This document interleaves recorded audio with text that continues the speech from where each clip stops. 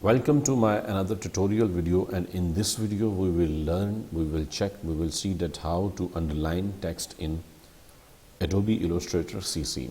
For instance, I type something like my name, I will type here,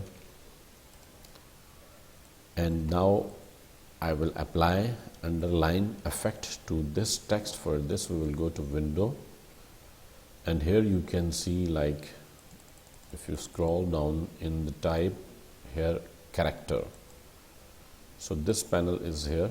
Now you can click here, show options, and here you can see this option is showing underline. So if you apply from here, this will apply underline effect to this text.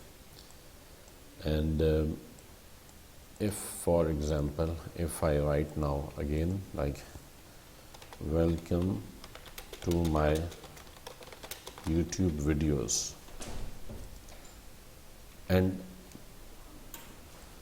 if I want to apply to the selected text, so we will select the text and apply from here underline, and see it will apply to the selected text. So this is the easy method we can apply, we can use to apply underline effect to entire text layer or specific text in the layer. Thank you so much for watching the video.